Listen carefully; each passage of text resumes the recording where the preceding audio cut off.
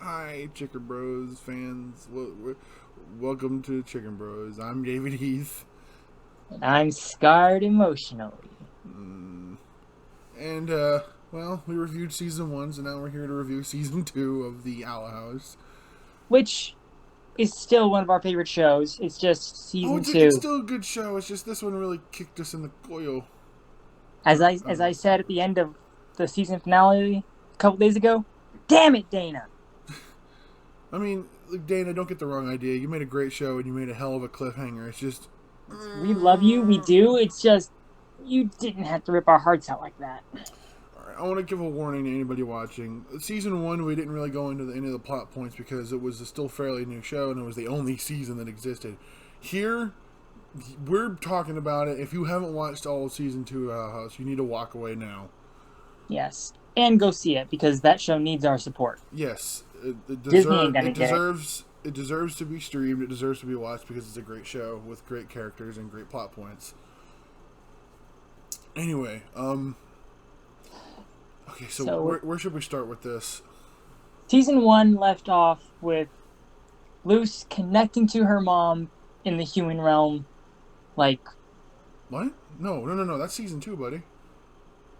wait, no, season. You're thinking of how season 2A ended.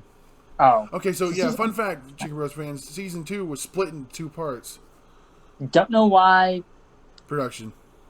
That's why. No. But yeah, Anyway. no. Season 1 ended with Luce having fought Emperor Bellows, destroying the portal, and Ida's curse being shared between her and her sister Lilith. Oh yeah, so season one starts with, like, because Ida doesn't have her magic anymore. She doesn't have her business, and she's kind of coming by hard on money.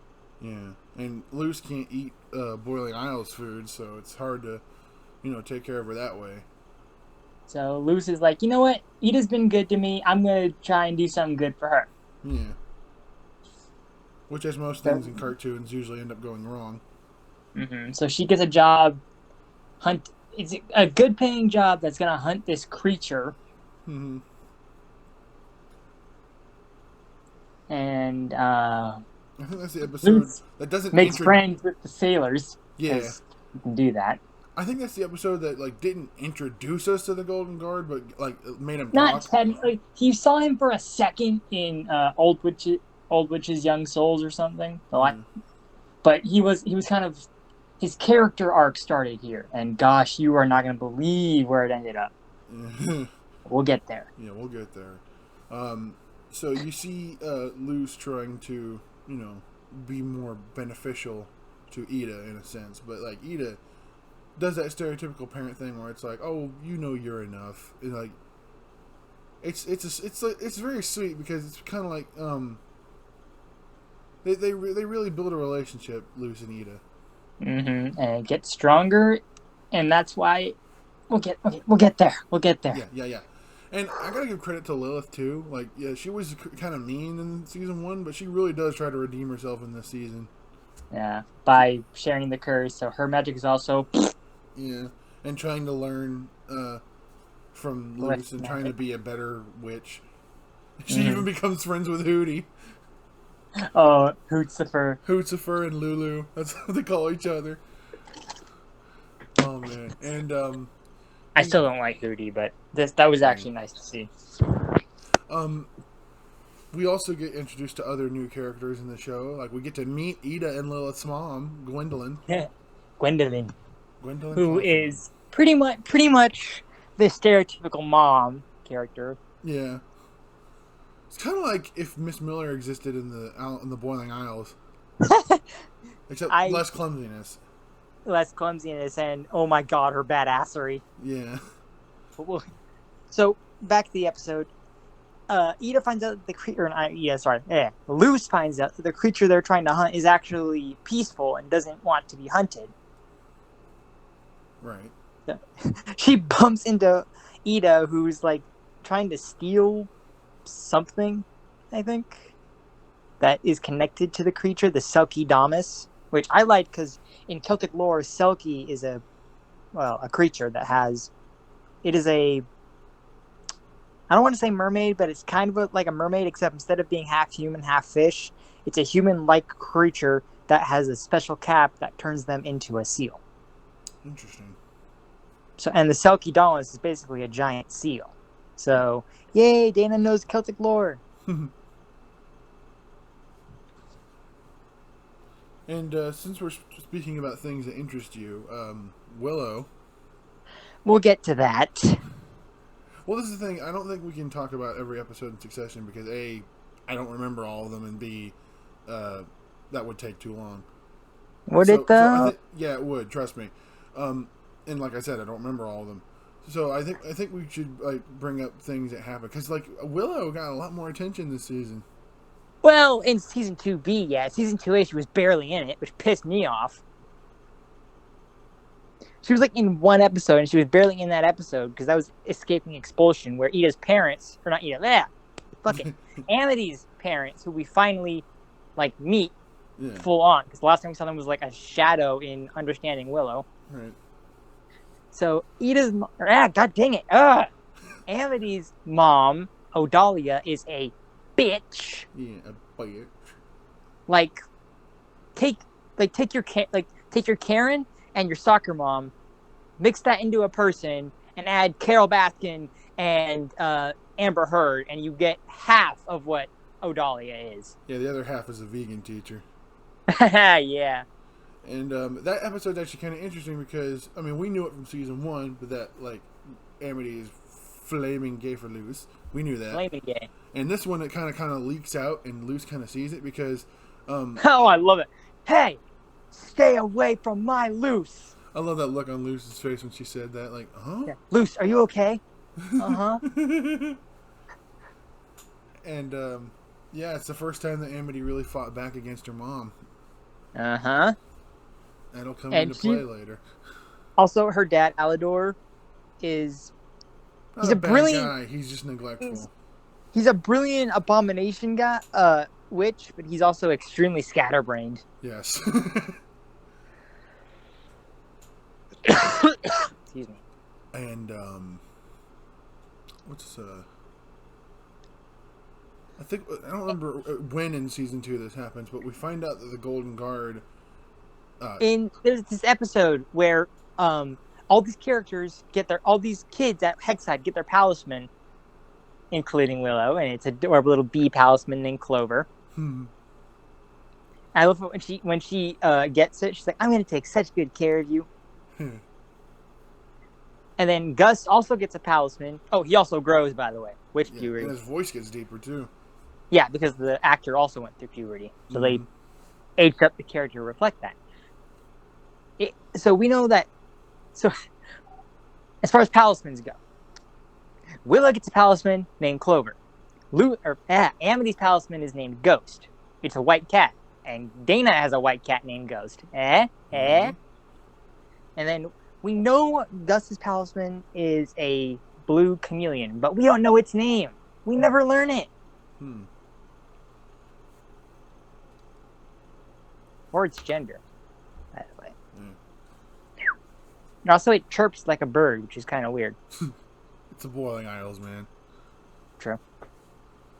And then Luce can't get a palisman because, well, palisman bond to their owners through shared ambitions, but Luce just wants to be a witch, so she doesn't get a palisman, but she's like, okay, how can I fix that? So she stays with the palisman, which then get abducted by the Golden Guard. And Kikimora, who is like the Emperor's right-hand bitch, also she might kind of have a Joker Harley thing going on with the Emperor, at least on her side. Yeah. She's like hopelessly devoted to him. She tries to kill the Golden Guard because she's jealous of him. And so Luce and the Golden Guard, whose name we find out is Hunter, have to work together to get back home or something. Yeah. And they, at least when you first meet him, Hunter's a little shit. He is a little shit. Yeah. We'll get to... He has a strange fascination with wild magic, which is illegal, and... Yeah. We get more, and through that we get more of like why Bellows is the way that he is. Yeah, to the point where we even see what he's like unmasked.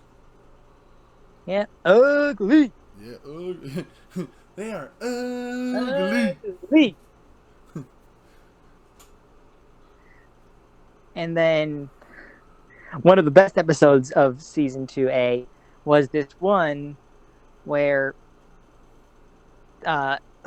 Luce and Amity have to go through the library because there's this journal that belongs to a human who was there hundreds of years ago, and Luce needs that journal because it'll help her find a way home. Right, yeah. Which is funny because that episode was intended to be a Gus-centered episode, but nobody remembers that part. I do, but only because I have a weird memory. Like, so Gus is like, I'm an illusionist. I suck. And everyone tells him that he sucks because illusion magic is just, poof. Poof. Illusions. Illusions. But then he basically kicks the crap out of these Galandis students using illusions, and he's like, okay, cool. I got some value. I'm cool. But yeah, so then Amity gets fired from her job at the library because they get caught. Right. The fucking librarian. Amity. Like, I'm like so disappointed in you. Like, I don't even know how to process this, but you're like fired. That's not an exaggeration, folks. That's exactly what he talked like. Yeah, basically. He puts like this big scary demon dude. Amity. And then cuts to again, and he starts talking like a surfer dude. And this creates a strain in the Lumity relationship, which broke my heart. Yeah. And then, while Amity's like talking to her sibs about like, I don't understand. Like, Luce makes me feel things that I don't want to feel. Her sister Emerald's like, is that a bad thing? Well, you weren't happy before. And then, oh look, your roots are coming out. You want to dye them again? Amity looks at her hair. And she does dye it again, just not green. Honestly, I was hoping for like she would go brown, like her natural hair color. Oh no! What? You reminded me. I'll tell you later. It doesn't matter here. Yeah, she dyes it purple. I think that was to reflect the whole abomination thing. Yeah. In addition to the abomination thing. Although I would think maybe she did it because Luce wears purple. Ooh, good point. The only reason I think that might not be the case is because it's not the same shade of purple. Yeah, it's more abomination lavender. Yeah. But then Luce comes knocking again to Blight Manor to let her know that she got her job back, and then they found that little Echo Mouse that carries information and has all that stuff that the human wrote down. And Luce's like, I hope we can be good friends, little mouse. And Amity's like, don't worry, you have a way of getting into people's hearts. And she kisses Luce's cheek. Score for the Lumity! Oh. And then she's like so nervous. She's like, "Oh, okay. See, good luck getting back to the human, but goodbye forever. Why did I do that? Why did I do that? And Lucy's just like, huh? She just stands there, and then I think this is the next episode that I really don't like because it's Hootie centered. Oh. Knocking on Hootie's door, where he's telling the story of how he helped people without really helping them. He fucked him over. So there are 3 segments to that story. Him, quote unquote, helping King discover who he is because he doesn't know what kind of demon he is. Right. Spoiler alert: he's not a demon. Yeah, we'll get there. And he inadvertently helps King discover he has this like sonic scream. Yeah, it's kind of like Danny Phantom's wail. Yeah. Except instead of woo, it's wah! King has to invoke his inner Waluigi.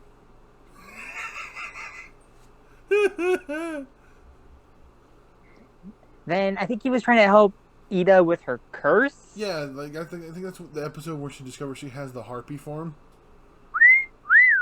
That's what Rain was saying. I know, right? Rain looked up and they were like, "That is hot." By the way, Rain Whispers, my favorite character. Oh yeah, he's introduced in season 2. They are introduced. Dadgummit. It's okay. You're still new to this. Bitch. I hate when I do that. They were introduced in season 2, weren't they? Yes, Yes, and their episode is actually kind of heartbreaking. yeah. But the third thing that Hootie helped, but not really helped with, was trying to get Luz to express her love for Amity, which was, So she does this stupid tunnel of love thing that is so cringe. yes, it's very cringe, but But the also worst part also is kind of adorable. Amity was like into it. Yeah, but I love when Luz got really mad. She goes, "Hootie!" Yeah. That was freaking awesome. So after that failed, he's like, I can't help anyone. Ah. And he starts destroying the owl house inadvertently, like trying to rid He starts himself of going the house. mad. Yep. And then I love when it's like, what was he trying to do with you? He's trying to help me confess to Amity. Whoa. I mean, do you want to? Mm-hmm. Then do it. It doesn't need to be perfect. And And then, it's like, she does. And it's like when we were going through that tunnel of love thing, I was thinking, Amity's too cool for this. And Amity's like, I'm not as cool as you think I am. And then Luz is about to confess. And then Amity's like, you want to go out with me? I was so ready. I was so ready. Like, it's okay. It's okay. You can say it. Like, will you go out with me? Yes! Then they slowly take hands. Why is this still so scary? I don't know. Idea. Mm. So Illumity's canon. And then, King gets, yes, technically. Hootie gets this letter delivered by a weird king-looking person. Yeah, he looks a lot like King. Same skull head, same eyes. Make sure this gets to King Clawthorn. Oh, by the way, yeah, Ida adopted King officially. Yeah, legally adopted King. And Hootie ate that letter and was like, oh well, I hope it was fan mail. And I was so pissed at first. Yeah. I was like, fuck you, Hootie. Yeah, I was like, really, Hootie? You didn't need to do that. But we'll get back to that.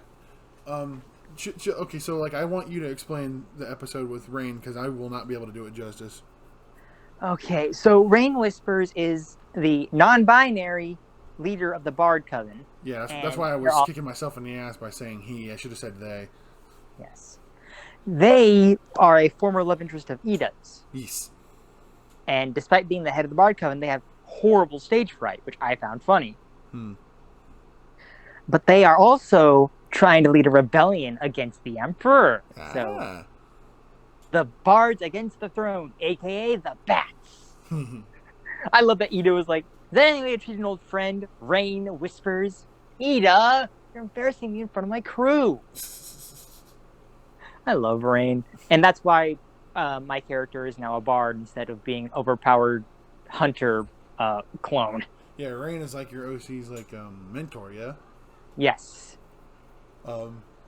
Which, yeah, by the way, Chicken Roast fans, since Season 1, I have also created an OC that exists in the Owl House universe. He started off just dating Luz, but the Lumity thing was too powerful, so I thought, I don't know if I can do that. But then Noah had a brilliant idea. Why not just make him polyamorous with Luz and Amity? Have a three-way relationship there. I'm like, that's actually a brilliant idea. And believe it or not, I've had experience dating somebody who is polyamorous, so I had something to base it off of. And since Dana has said there's no homophobia on the Isles, this is totally fine. Yes. And honestly, at this point, I feel like anybody watching this show should be okay with that. Otherwise, you shouldn't be watching the show. Yes. Also, my character is dating Willow, but that doesn't matter. It doesn't affect. It's cute. Yeah, but it doesn't affect the canon of the show at all, except for the fact that my character accidentally replaced Hunter. But OCs never fit the canon of the show anyway. I know, but at least yours could exist theoretically within the show's canon, and nothing would really change. If my character existed in the show's canon, that would warp the entire Golden Guard connection, because I accidentally made him a Golden Guard replacement. Well, yeah, but you know the number one rule of fan fiction. It's not canon. Well, anything goes. Oh yeah. But, no. The actual most important rule of fan fiction: no free napkins. So you're gonna buy something or stand there because it's a standing fee.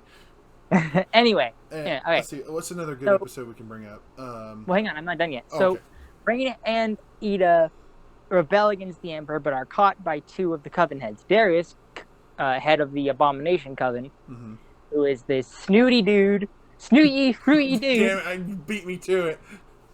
With abomination hair, which is kind of cool. Yeah, that's pretty cool. And then and then Everwolf, the head of the Beastkeeping Coven, who is, I don't even know what their gender is, but they're like this little wolf thing. They kind of remind me of the werewolf girl from Scooby-Doo and the Ghoul School. They kind of remind me of like the... No, I haven't. But they kind of remind me of the older designs of Thundercats. Oh, yeah, you're right. They do kind of look like Thundercatish. Yeah.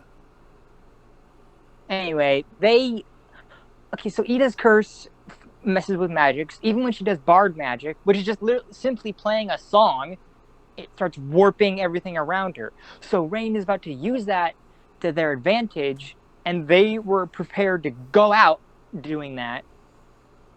And then Rain sees this picture that Ida has of Luce and King, and they're like, Ida, do you have kids? And basically knowing that, they're about to sacrifice their life, and keep Ida safe, but they get captured. Which fucking sucked for me. And that was the episode in which Ida legally adopted King. Yep. So the Boiling Isles has their own version of Instagram called Penstagram. I love it. And they were doing this live thing where King revealed that, and Ida started crying. And Luce was like, Ida, if you keep doing that, I'm gonna start crying too. I was like, oh no. I liked during that, and I will never shut up about this, but it was showing different people watching the feed, including Willow in her jammies on her bed, and it was adorable. Because she's adorable. She's my favorite character, and I love her.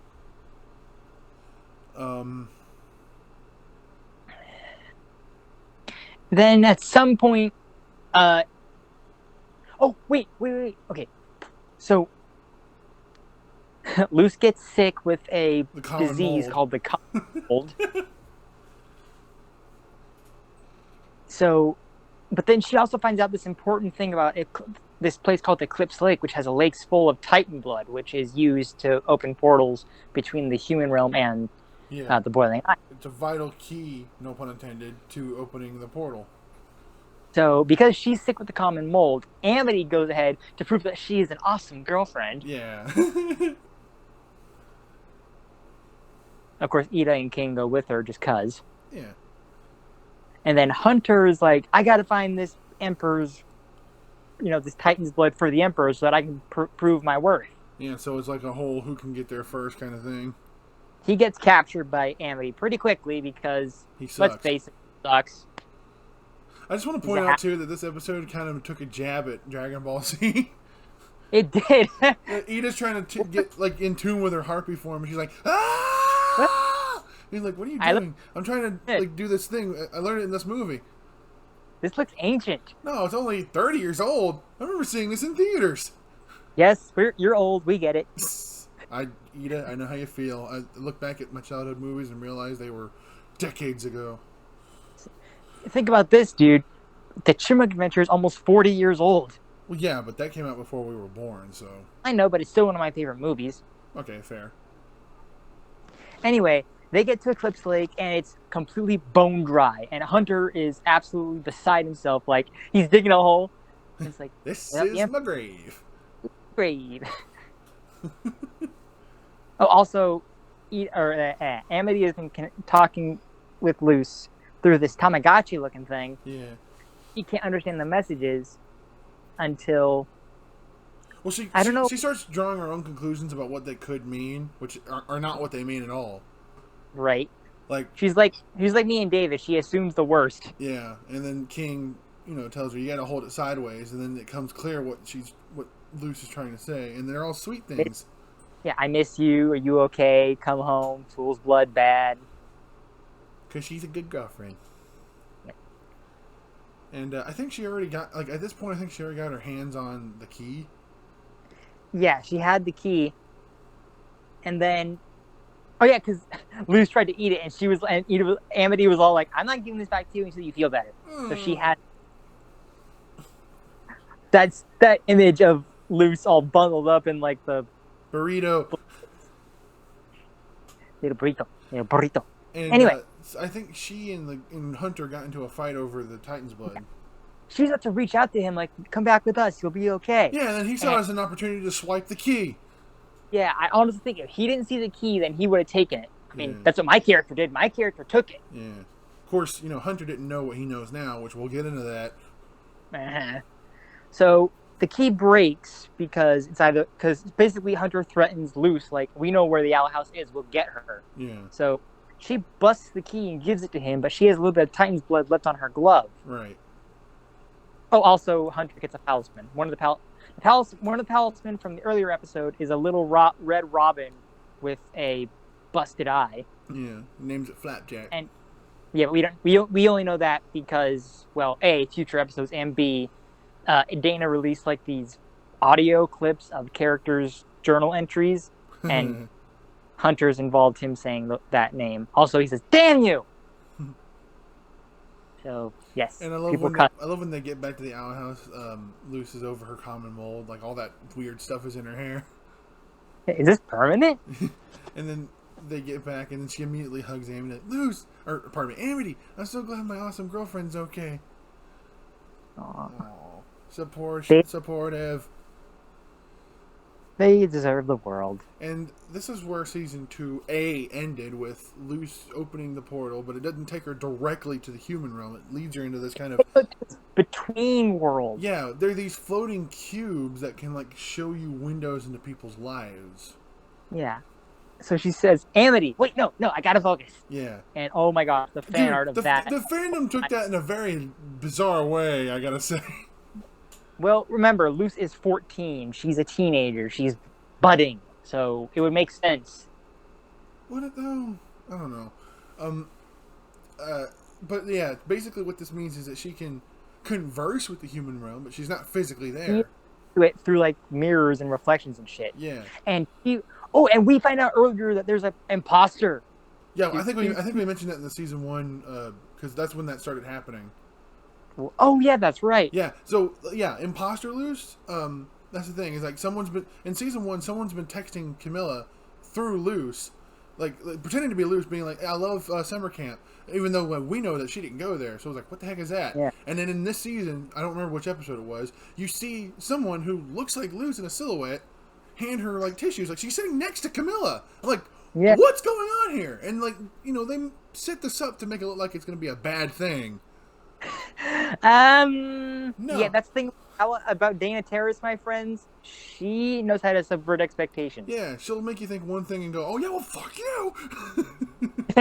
True. That's a nostalgia critic. Well, no, first viewing reference. Yep. So yeah, it turns out that the fake Luce is actually a basilisk named V, which is number 5. Yeah, because she's because the basilisks were extinct until Bellos brought them back. Yeah. So V escapes into the human realm, and the first person she sees is Luce. So she uses that form. She just wants to hide in plain sight, but Camilla sees her, and yada yada yada. Things happen. Yeah. So she starts hiding out in Luce's house. Yeah, pretending to be Luce. Basically, she's like, I don't understand you. You had a good life. You have a mom that loves you. Da, da, da, da. Which, yeah, true, makes sense. Yeah, but also you gotta look at it from Luce's perspective, like, yeah, her mom was trying to force her to be something she's not. She wasn't accepting her uniqueness, and I don't mean her sexuality. Her mom clearly supports her sexuality. Yeah. There was a buy magnet on the fridge. Yes, there was. There's also a photo of Luce and Camilla with Luce's dad, but his face is blurred out. And immediately we're like, is he evil? Like, is he evil? Did he divorce Camilla, or is he dead? Only one of those things is true. Yes, and we'll get to that. And so I think the V tried to what was the Luce and V were trying to get something done or something like that. What were they trying to do? I don't remember, because they came across that conspiracy theorist dude who like trapped V. Yeah, voiced by one of the Sonic the Hedgehog actors. I think it was Roger Craig. Yeah, he also played Batman, which is even weirder. Mm-hmm. But that led to Luce having to talk to Camilla through reflections, and like when Luce was like, "You need to go to this place." Camila with that chancla. Like, Camilla thought it was all part of like an elaborate like game. Like, oh, you put a lot of work into this. Yeah. Yeah, and then she sees V in her true form, and realizes, no, this isn't a game. Yeah. So she fucking whips out a chancla because every Latina mom has a chancla apparently. Yeah, goes ham on that guy, gets him arrested, and then frees V. And Yep. I gotta give credit to Camilla because when she finally has a one-on-one with Luce, it's heartbreaking. Uh-huh. She's like, promise me you will come back. Yeah, this is right when Ida and King start pulling her back into because the door was getting unstable. They had to pull her back out. Like, no, not yet. And then, like, Camilla's like, promise me you'll come back. Like, I'll try to be different. Mom, it wasn't you. It never was. And then, that's where they end things. On season 2A, and we were like, oh, come on, dang it. And then, we had to go on hiatus for almost a year. Mm-hmm. Then, how naive we were. We thought that was the sad ending. And then season B kicks up with how did it start again? So hang on, I have the episodes. I should just look them up. Wait! It's that episode where the Emperor showed his face to everybody. Yeah. And that's when Willow gets a new hairstyle that I love. Yeah, Amity braids Willow's hair. They're slowly rekindling their friendship, which I'm really happy about. Me too. Also, Willow is freaking adorable. Also, she works out, so yeah. She lifts, bruh. Hell yeah, she got them gains. And also, there was a cute moment in an episode where Amity called Luce a batata, and like, did you just call me a sweet potato? Yes, is that not a term of endearment? I'm still deciphering this book that Gus gave me. It's a Latino cookbook. And Luce goes, "Oh, Amity, you're the sweet potato." And they're still blushing like heck. Yeah, and then when Luce leaves, she kisses her cheek, like pulled an Uno card on her. Or reverse, baby. And everyone this episode, Belle's true face. I love how both Gus and Willow are like, eh. Yeah. And I will say that this episode and another episode later on introduces this kind of not so good trait that Luce has, which is that she keeps things from people, and she does it for like good intentions. Like she's trying to like. She wants to help others, but she doesn't want to burden people with her own stuff, which I can both relate to, but also I have friends who have that problem. Yes, I mean in this episode I was more like, oh Luce, you got to tell her, but in the next episode I was like, oh no, wait, I completely understand why she didn't tell her that. Yeah. Because, well, we'll get there. So, what's some episodes in?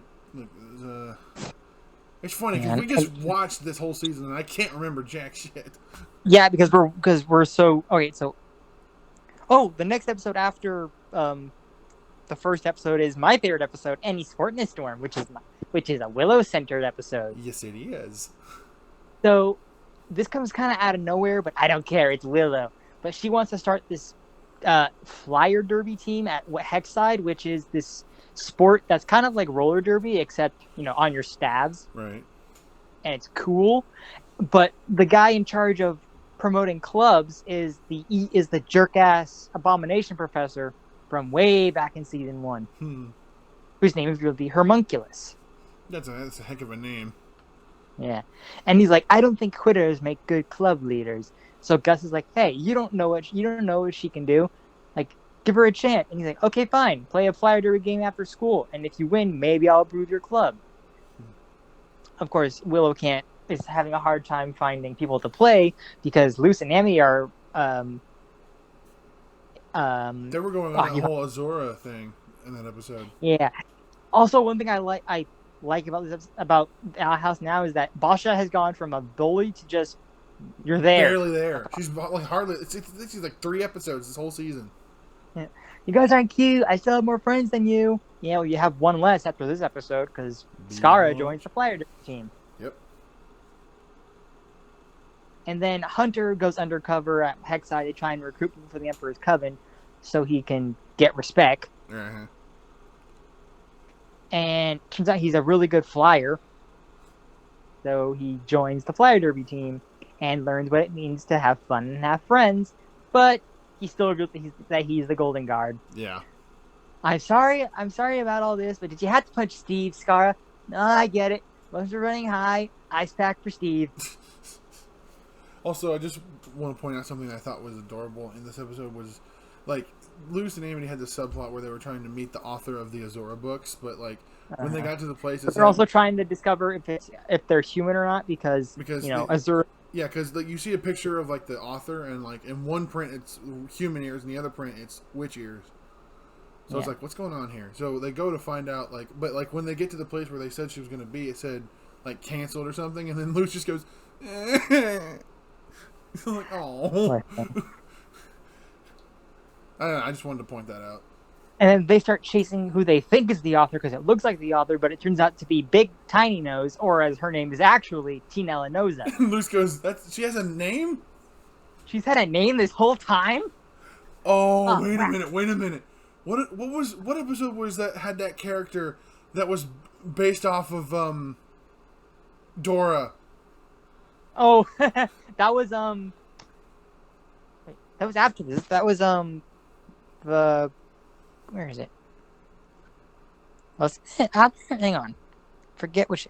It was this episode where Luce and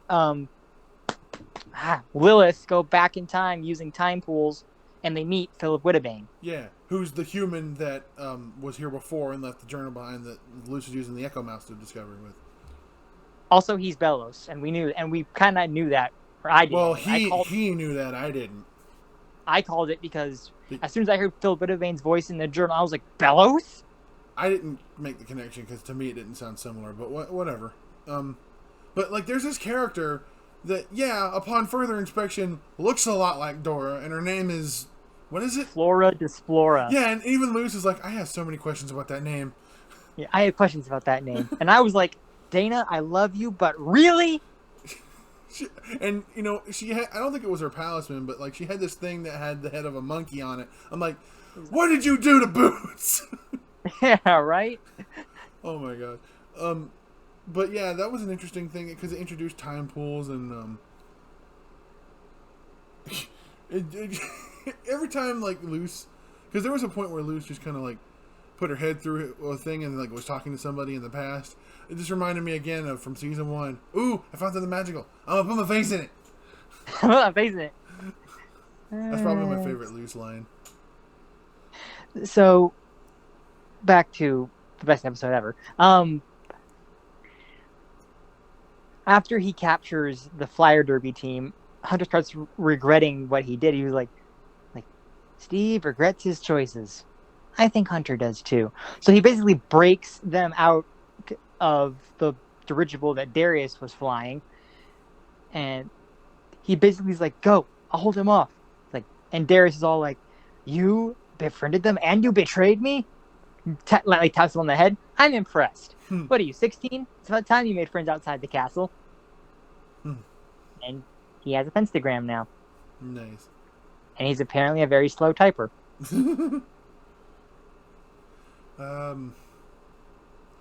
Wasn't it? Oh, also, Ida met Rain in the first episode, and they're brainwashed. Yeah. Which broke my heart. Wasn't there an episode that like had Ida's dad? Sorta. It was the time pool episode, but you don't really see him until the end. He got attacked by the owl beast early in Ida's life. So he has a scarred face, and he can't make talismans anymore because his hands shake. And Ida feels bad about that. Mm-hmm. So you didn't want to face him, but he basically says, "I've already forgiven you, so forgive yourself." And I believe he gives her the talisman wood. No, she stole that from early on in the episode where Luce and Hunter work together. They stole that from somebody else. He gives her a palistrum seed so that she can grow more trees. Yeah, there you go. That's what she. Yeah. Which I think Willow should have that. Yeah, I think Ida's probably going to give that to Willow so that Willow can grow it, and then But if that still makes sense. There was this episode that I will admit is very heartbreaking, which is that's any of them really. Not any of them. In season 2B anyway. Except for any sport return. That's my comfort episode. Okay, so like there was this brawl going on. I don't remember what it was called. Oh, Mm-hmm. that's reaching out, I think. Yeah, that's what it's called. I just was trying to remember the name of the brawl or whatever that was. Yeah, yeah, the Bonesboro Brawl. Bonesboro Brawl. That's what it was. And So Amity wants to join because her dad used to do it and he was the champion. She wants to bond with him, but he's busy. yeah, busy. Yeah, like I said, not a bad dad. He's just neglectful. Also, he's under Odalia's thumb because she's a bitch. Am I And noticing it's so, a kind of a coincidence that he kind of looks like Johnny Depp? kind of. Yeah. Yeah, Owl House existed before the Johnny Depp Amber Heard thing, so it's a No, definite. it didn't. Yeah, it No, did. that's been going on for years, buddy. But anyway, Oh. so yeah, Amity, Lucy encourages her to do it herself, and Yeah, even though her mom had scheduled her for an Emperor's Coven tryout, right, which she doesn't want to do. right, So, Alador built her this guard, this abomination guard, and so they give it the slip yeah, and go to the brawl. And the original plan was just to have Amity do it, but Luce didn't want to be alone with her thoughts because apparently today's this big day for her, which we don't know what it is yet. no, she keeps getting like little reminders on her phone, but she's like, "No, go away." And so she enters the brawl, Oh, and they both rise through the ranks, and they're about to fight the champion, Warden Wrath. Yes, that same fucker from the first episode. yeah, But then the abomination comes back. yeah, Luce engages it, turns on its tracker, and then lies to Amity about it, Ay. which again strains the relationship, which I don't want to deal with. But then shit happens, yada yada yada. Alador beats up Warden Wrath. Even though he's like, you can have that. I already have one of my own. Then Luce and Amity reunite under the Grom tree, which I thought was a cool detail. Yeah. And Luce admits that today is the anniversary of the day that her dad died. Mm-hmm. Once again, we were wrong about him. Damn it, Dana. I said that a lot this season, I find. It's really sad because you can tell that she's not like properly had to cry about it because you got to let out your emotions sometimes. And it's like she says it's not a big deal. It already it happened a long time ago. But what she's really bummed about is that she can't be in the human with her mom to do the tradition that they do every year on the day. Yeah. And I get 100% like why she wouldn't want to talk about that. As speaking as somebody who lost their parent, I totally get it. It's sad, man, and it made me really feel bad for Luce. I just wanted to hug her. Yeah. And then after that, like at the end of that episode, they actually do get some flowers and tie it to an abomination balloon. Yeah. It probably won't reach the human realm, but it's a nice gesture. Yeah. Kind of like how when I was a kid, I used to go to Mount Soledad, which is this mountain here in California that has a cross on the top of it. I used to go up there every year and release a balloon in honor of my sister. Aww. I know it wasn't going to reach heaven, but it was a nice thought. Let's see what happens after that. Like, what other episodes? Hang out. What's the next one? Ooh, Them's the Breaks Kid. Love that one. That's the one that tells us about how Rain and Ida met. Oh yeah, that's a good one. And so earlier in season 1, when Luce was starting to go to Hexside, Ida gives her the advice: find the toughest, baddest person there and punch him in the face. And I was like, did she do that to Rain? Nope. They just Ida is of course a delinquent, yada yada yada, but she's also a brilliant witch. We all know this. Yeah. And the old principal is this like totalitarian dictator, which considering who the emperor is, that's kind of a surprise. Yeah. But he was like, if you don't come back with one of these ribbons, I'm expelling you, and you won't be able to go to the Emperor's Coven with your sister.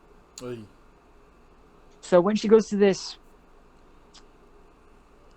convention, basically, where you get a ribbon if you do good and represent your school, she's representing Hexside. she meets Rain Whispers, who represents, I believe it was St. Epiderm, one of the other magic schools.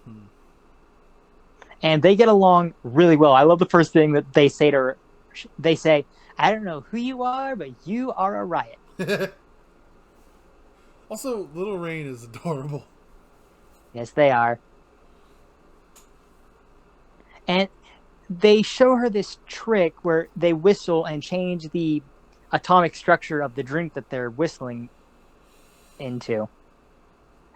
Don't worry, I didn't spit in it. So they, blow through the competition. They get ribbons. Rain transfers to Hexside. And then after that story that Ida is telling Luz to cheer her up, she says, Rain, I hope you're okay. Cut to Rain and being given a tea that we used to think kept them under control of the Emperor's Coven, but then we see them whistle into the cup. And then I love when the Plant Coven head witch, Terra Snapdragon, leaves. They just get up, crack their neck, and they have like a message from Darius, like, a draining spell, are you sure? What can we do? The Owl Lady. I told you, I'm not putting her in danger again. We'll find another way. Don't worry, Ida. I'm going to protect you. Yep. So Rain is not under mind control. They're still an awesome rebel. Yes. Next comes one of the other pain in the ass episodes, Hollow Mind. Oh my gosh. Yep, this is the big one. Well, one of the big ones. All the ones after this one are big ones. Yeah. Well, the one directly after this ain't too bad. I don't know. I'll get to why I can't or maybe really I'm watch the this. wrong one. I don't know. Anyway. No, anyway. So in this one, we see hooded figures who are obviously Rain, Darius, and Everwolf are performing the spell, and we don't know what it does. Hunter tries to stop them, but then Luz gets involved, and they both get transferred into the mind of Belos. Yeah, and whose freaking mind. That's the last place you want to be. And Hunter's like this will prove that the Emperor's all good and awesome. And Luz's like, no, this is going to prove that he's an asshole. Yeah. And she's right, and that's when we find out something that was hinted at before, that only it was like blink and you miss it, but it's kind of off. But it was revealed that Hunter is not a person; he is a Grimwalker. Yeah, he's not a witch at all. He's just like a creature created from. He's a clone, basically. Yeah, essentially. And not a cool clone like Boba Fett. No. Like, ugh, grossness. And so he also, I think this is the episode where you find out that the Day of Unity isn't like anything good. It's his plan to like wipe out. Yeah, drain the Boiling Isles of its magic and destroy it. Yes, because he's a dick.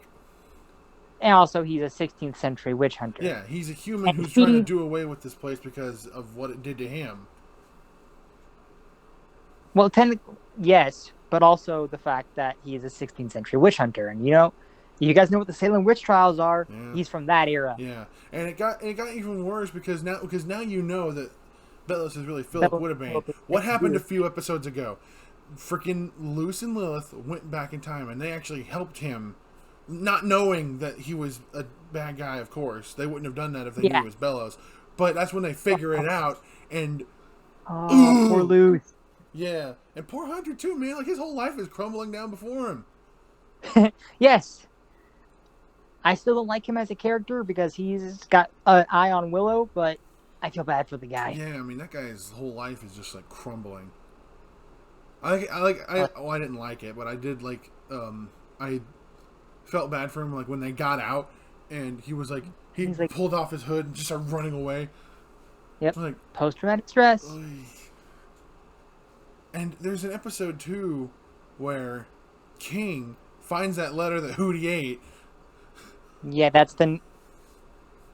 Wait, hang on. I don't know what order these things go in. That's the next one. That's the next one. Edge of the World. I don't know what order these things go in, but I'm looking at the order right now. Next is Edge of the World, which is the one where King finds the letter because Hootie finally barfed it up. Yeah. something. And he's like, "Oh, these are my people. I can find my father. Yeah. We can play catch." That's all the kid wanted. Oh gosh. That's Yeah, so not we that's go not to what he found, by the way. we go to this place that has all these people that are skull-headed, Yeah. kind of look like King, and they think he's one of them, yada yada, and he's like, "Cool, I'm home. I can finally play catch." He doesn't find his dad, but we find out because Luce finds out that these guys aren't actually like they're not demons, they're what they call Titan trappers, and they're about to sacrifice King to the Collector, Because who the Emperor, by the way, has been yammering with. yes, because we find out that King's not actually a demon, he's a Titan. He's the son of the Titan whose bones currently make a bones burrow. Which I don't quite understand timeline-wise, but whatever. I don't know how these things age, but it doesn't matter. Because It those... killed me when King had to find that out, and like he was like sad the whole rest of the episode. Yeah, I want poor to go guy. home. He's literally a kid. Well, they're all kids, but he's like a little kid. He's like 8 years old. Thereabouts. Okay, next episode. After Hollow Mind is... Edge of the World is Labyrinth Runners, which is the episode that centers on how powerful Gus actually is. Yeah, that's the one. Yeah, I was wondering when that one was coming in. So I have the season pass for I have all the episodes of Owl House so far. Yeah, I bought them all. For some reason, I don't know why this is, and Apple hasn't gotten back to me on this, but my Labyrinth Runners is the only episode that has no sound. Like, there's no sound coming out. I don't know why that is. But anyway... I don't know... Well, so, never mind. Sorry. I forgot. Gus is an illusionist. We know this. And he's also younger than everybody. He's like 2 years younger than everybody else. He moved up a couple grades because he's smart. Right. But people have been taking advantage of that. Yeah. All the kid wants is a friend. He meets Willow, which is cool. Yeah. They're both kind of the misfits because, you know, he's the young prodigy. She's the kid in the Abomination track who doesn't know how to do the Abomination magic because she's actually a plant witch, which we saw in the third episode of the first season. So then it cuts to modern day. There's more Hexiders are getting into the multi-track option, which is cool. Right? Right. And then this absolute doinkus, the head witch of the Abomination, of the Illusion Coven, who is insufferable. Yeah. For all my theater kids out there, which I am not, have you ever had that one person in your theater troupe who thinks they know everything about the theater and they think they can call the shots, but you don't know, they don't properly... Oh, gosh, I knew someone like that. Yeah, well, that's what this guy is. He's like, your performance is a little bit... Funny how you addressed theater kids knowing that you're talking to one. Yes, I am. But, they essentially trapped Gus in his own head, didn't they? Well, they didn't mean to. The Coven head was trying to basically force everybody into a coven for the Day of Unity. And Gus was trying to defend them, but he has this thing where he literally gets lost in his own head. Oh. His eyes glow blue, and that happened, and instead of just spreading to him, it spread through the entire school. Oy. Also, Hunter's been hiding in Hexside because that's the only other place he knows. Right. So him and Gus kind of bond through this episode. Yeah, they become like buddies. And also, there's a big fight going on, and Amity and Willow do like this cool pose, like tag best team friends. Pose. Also, Amity was still treating Willow like she used to. About yeah, she's my friend, but she also doesn't know much, not knowing that Willow's a fucking powerhouse. Yeah. Hey, don't listen to her. I'm sure you did. You captured me fine. That one Coven guard. So then, basically, Willow proves how awesome she is, and then she and Amity start working together, kick ass. Yeah. And then Gus basically traps the Coven head in his own mind, and Hunter breaks him out of it. Like, dude, it's okay. You're cool. You're cool. By using a breathing technique that Gus showed him, that Willow showed him. Little circle, baby. And I love how the only people who really believed in Hunter were Gus and the Flyer Derby team. Yeah. But then he basically has to fess up about what the Day of Unity actually is. Oh yeah, like that's not good. Yeah. I know the next episode is "O Titan, Where Art Thou," but I don't remember what happens in it. That's the one where Luz tries to help and Ida tries to keep her back, right? Yeah, that's the one. Yeah, that's basically it. Like, because Labyrinth Runners ends with the Owl House being surrounded. Oy. So then, Titan Where Art Thou is basically so Luce finds that the Coven Scouts ransacked the Owl House, took everybody's stuff, yada yada yada, and basically she's just trying to get Francois, King's little stuffed bunny, back. That's all she wants. That's a great name too, Francois. Ida just wants to keep her back because they have like no plan to fight the Day of Unity, but she doesn't want Luce to know that, because, that's her kid. Yeah. So she and Luce have this fight about it, like, why won't you trust me? Yeah, I'm more powerful than I used to be, yada yada, and they have a fight, which ends with them getting captured, or so they think. Right. Instead, they get taken to a secret headquarters for Rain's new team, the Cats, the Covens Against the Throne. There's like, I did not agree to this. The Cats. And then Luce puts on her cat hood, goes full circle, baby. Yeah. I love Luce. I love Willow. And the next episode is Clouds on the Horizon, which, oh my gosh, starts the badness, but has the bestness of the show so far. Okay, so basically, Odalia grounds Amity because she's trying to fight back against the Emperor. Right. And her, essentially. Trying to make her look bad. Yeah. Fuck you, Odalia. And they're trying to think of a way to get Odalia to understand what the Day of Unity actually is. But, Odalia, head like a brick. Yeah. So, the plan, basically, the Cat's plan is to infiltrate the Day of Unity using Ida because her curse warps magic. So, she takes the place of a Coven head, and she chooses Rain. She can warp the spell and ruin it. That's the plan, anyway. So she basically she gets a Coven sigil, which is kind of against everything she believes in. Right. She puts on like a disguise stone to look like Rain. Yeah. And then, while that's going on, our group, which is everybody plus Hunter, he's part of the Hexside group now, which, yay, I guess. Sure. I love, though it's like, hey, I don't need a security detail. Oh, that's too bad. We should get going. All right, bye, Lose the Human. Oh, by the way, Willow's new outfit, adorable. It's like, what about, I thought you guys were in hiding after the Hexside thing. Hunter's like, they were, but then Darius asked me to keep an eye on him. And then him and Gus do this cool secret handshake. It was basically, give him some fin. Noggin. And they make their way to... They enter Blight Manor. Yeah. They take... I love... Amity is freaking out, like, oh my, Luz needs my help. Her sister's like, well, what do you think she would say to you? Probably something stupid, but also sweet.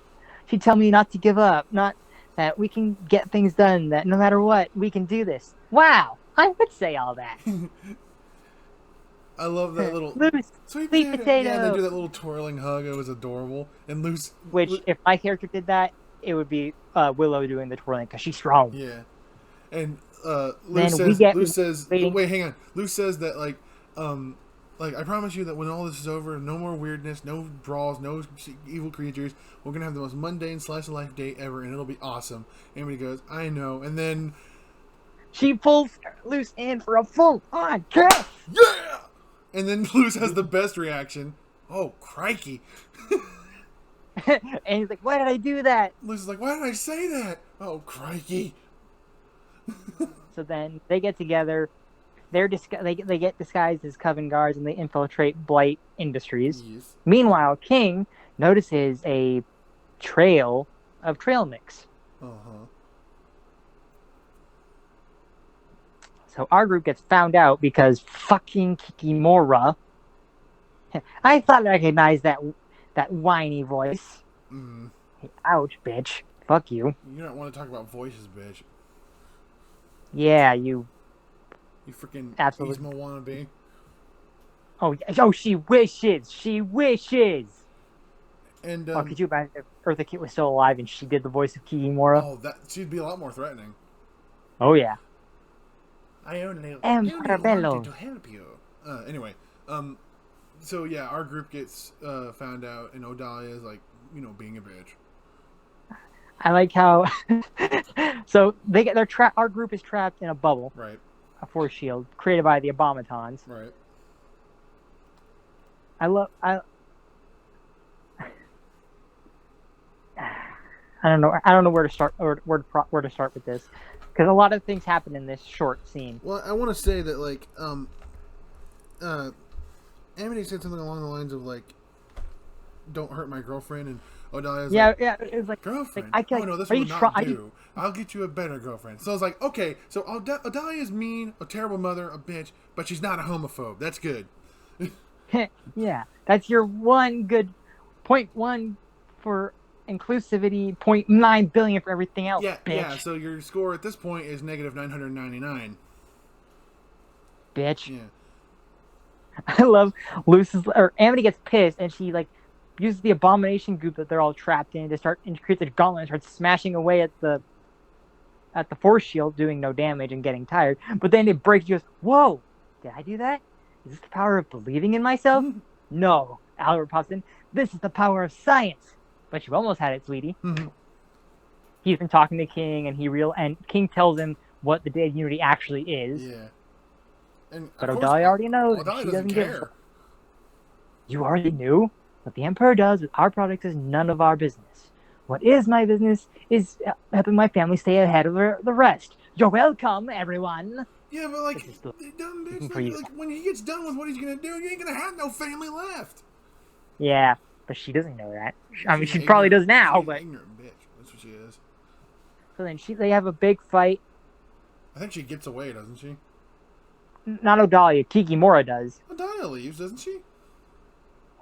Oh yeah, she leaves, but I wouldn't say she got. Okay, so what I liked or what I didn't like. What I didn't like is that Kikimora has Hunter, and Willow's about to rock her shit with vines, but then she uses Hunter as a human meat shield.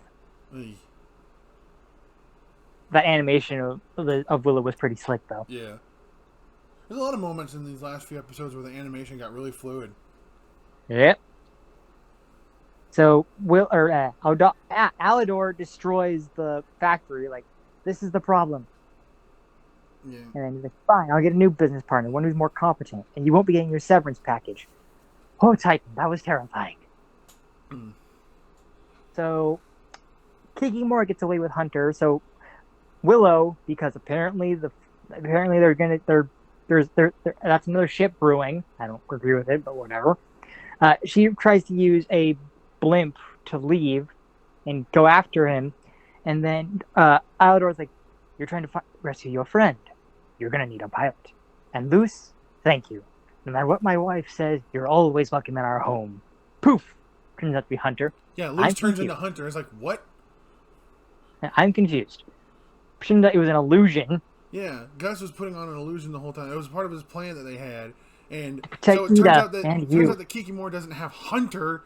She has Luce. And it took every bone in my body not to shit my pants. I was like, no! That was and waiting for the final episode was the longest week of my life. Ditto. Well, not the longest week of my life. The longest week of my life was waiting for Spider-Man No Way Home to come out. But anyway. That's because we saw it together. So here we are at the last episode, King's Tide, which was... And okay, so before it came out, Dana released an art on Tumblr or Twitter, which she does. She released several pictures for this episode, yeah. Yeah, and what I was taking from it is, it's called King's Tide. You need Titan blood in order to open a door. King's gonna die. Yeah, and it didn't help that one of the pictures was of King looking out towards like a big skull head, horizon, and the light shadow of him was blood red. And then again, Titan's blood is blue. Yes, so. but there's another like thing which isn't just a straight picture; it's a GIF of what looks like tears dropping. You see reflections of Luce, Ida, and King in them. But you know what else is blue? Titan's blood. Titan's blood. So I thought Bellos is going to kill King and use him to get the door working. No, but well, let's just get into the episode. Okay, so it starts with. It goes to the gang like on their way to. Oh yeah, King has a nightmare and he's sleeping in Willow's lap. I don't think it's really a nightmare. It's actually just like him witnessing what's going on because he's got that connection with the Collector. Yeah, because he's got the thing on his collar. Yeah, which is never explained, but it might be explained in season 3. Maybe. And everyone's a little antsy, so all the Palismans just give everybody food.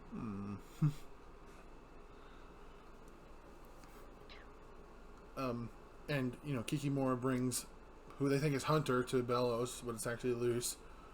And the Emperor's like, maybe, or Kikimora's like, maybe now I can be at my old post, or maybe I can help you. Maybe I can be your right hand man. Right hand man. I'd sooner cut off my entire arm. You want to help? Go die in a hole. Yeah, that's essentially what he says to her. And she can't even do a simple thing right. Pops the shield, it's loose. Yeah. I'm proud. I'm happy to see you, fellow human. No fight left, or have you finally learned your lesson? You wish. They get into a fight. It's kind of one-sided. Yeah, because it's Bellos. I mean, I love Luce, but she can't take him on alone. Also, he betrays the Collector. Oh yeah, because like he promised the Collector that after the Day of Unity, after the draining spell began, that he would set the Collector free, but no, he doesn't. Liar, liar, liar! Yeah, the Collector is very much like a child. Like, you liar, you pinky swore! Oh yeah, you never break a pinky swear. Yeah, that's true even in the human... yeah, you're a monster if you do that, but... yeah. Yeah. I mean, Bellos is a monster. Well, yeah. And I like how he's like, eat dirt, Bellos. The name is Philip. Yeah, I started getting really concerned when he began, like, the petrification on Luce. I'm like, oh. No, I was like, no. And it was so close, too. I was like, don't you fucking dare. It's been hundreds of years since you were there, right? I mean, you're not even human anymore. And that outfit? Yikes, my dude. Yeah. So she tags him with a Coven sigil so that he also suffers through the draining spell. Yeah. Of course, he can't stop it, but the Collector can. Yeah. And while the Hexagon Squad gets there... Oh, wait, hang on. Ida. Oh, yeah, she gets found out. Yeah, and freaking... Rain gets pushed in her place, and they suffer the effects of the draining spell. Yeah, what's that? What's the Plant Coven head's name? Terra Snapdragon. I like when the draining actually begins. She's like, Rain, Bellos is promising paradise, right? And he's just like, Dadgummit, I did it again. It's okay. They're just like,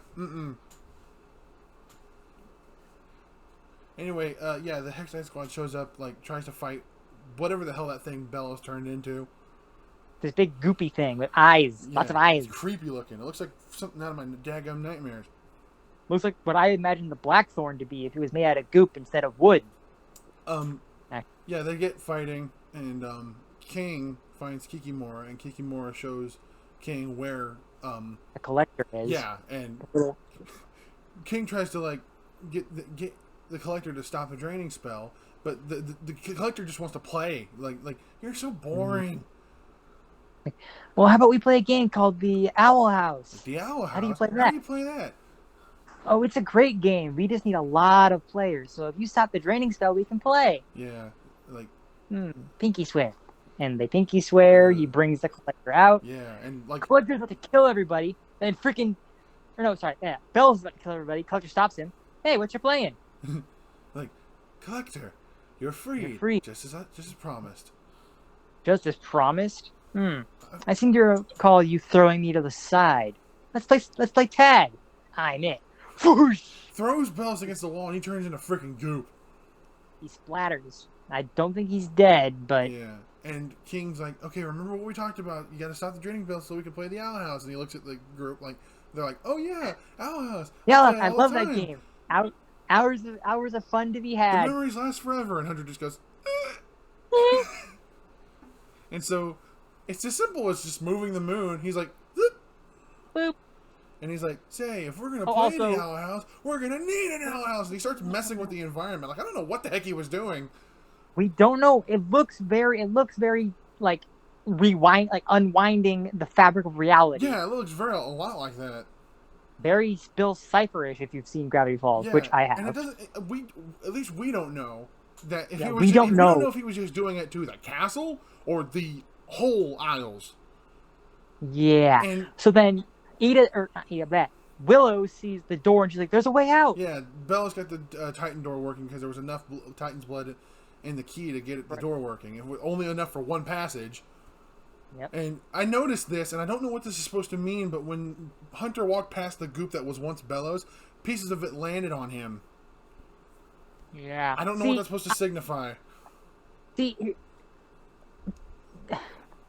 the after credit scene shows that the door to the house. Hang on. Let's save that for when we get there, because we need to explain. So they all go through the door. Amity's about to go through it, but then Luce uses plant glyphs to hold the door together, and it's like, I gotta find Ida. We'll find a way back to you. And I was like, no, don't do that.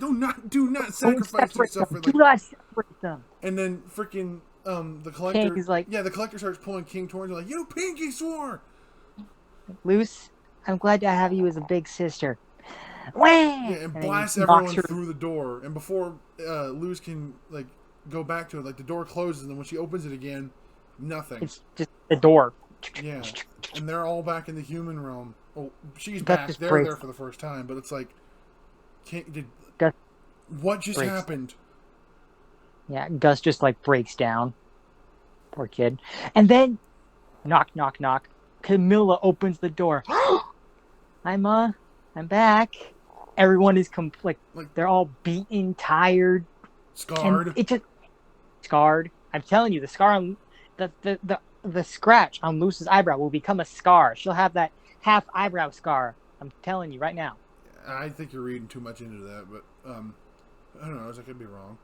I didn't like the look on Willow's face. She was just like, Bro, you're talking to the choir here. yeah, I know. She's not even my crush, and I'm just like, oh, Willow. My baby. And yeah, that end credit scene, it's the door that they flew through from. There's pieces of bits of that goop that drop from it, and the door closes by itself.